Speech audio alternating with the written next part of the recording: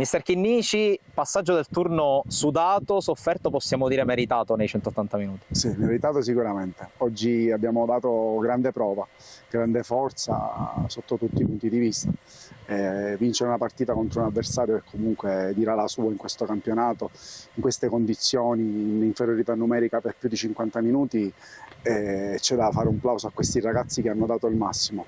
Non ci siamo disuniti, ci siamo compattati, a fine del primo tempo abbiamo indicato quello che dovevamo fare, lo abbiamo fatto bene. Abbiamo creato tantissime occasioni da gol e sono soddisfatto, però dobbiamo migliorare un po' sotto porta con degli inserimenti più cattivi ed aiutare ancora di più il nostro attaccante a guardare questa porta. L'assenza di un uomo dal campo ha dato forse maggiore consapevolezza a chi è rimasto in campo che si poteva fare il passaggio È del stato turno. quello che ci siamo detti dentro lo spogliatoio. Sappiamo già l'importanza che ha in questa squadra. Quando capitano queste cose, perché durante il campionato può succedere di tutto, una squadra forte si vede in queste situazioni. Ci siamo compattati, abbiamo dato quello che dovevamo dare e di più, che era quello che ho chiesto, e i ragazzi hanno risposto presente. Poi eravamo aiutati dal nostro 12° uomo in campo che è il nostro pubblico, quindi eravamo in parità numerica nonostante il numero era in inferiorità numerica.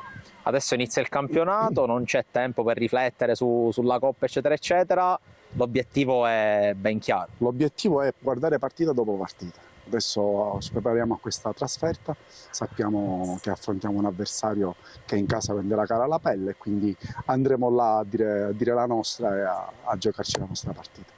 Chiudiamo con una parentesi personale. Tu torni appena degli albanesi dopo qualche anno, hai scritto pagine importanti, poi hai girato un po' la Sicilia, hai raccolto tanto. Com'è tornare, soprattutto com'è tornare in una piazza che adesso ha di nuovo fame di grande calcio?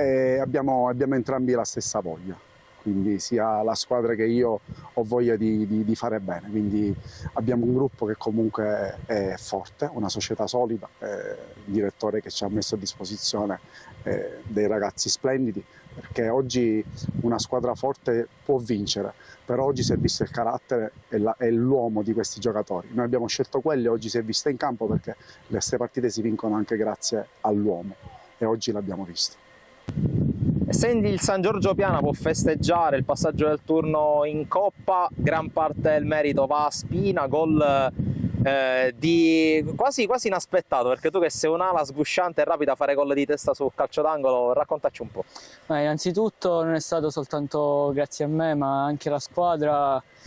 Dopo che siamo rimasti in 10 non ci siamo disuniti, abbiamo continuato con la stessa rabbia, anzi abbiamo messo più voglia, più rabbia, sembravamo quasi in superiorità numerica noi e onestamente ce la siamo meritata. Poi il gol è stato, diciamo, la ciliegina sulla torta e sono felice di questo gol e di aver aiutato la squadra.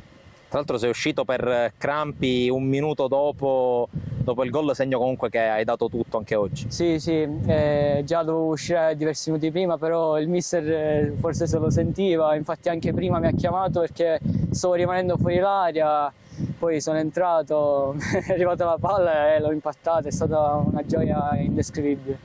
Adesso comincia il campionato, non c'è tempo di pensare al passaggio del turno. Tu che campionato ti aspetti per la tua squadra e anche per te stesso? Ma dal campionato mi aspetto sicuramente che non sia un campionato facile, che dobbiamo fare una guerra ogni partita e non ci saranno tappe dove noi possiamo passeggiare. Dobbiamo sempre dare il massimo per ambire al meglio.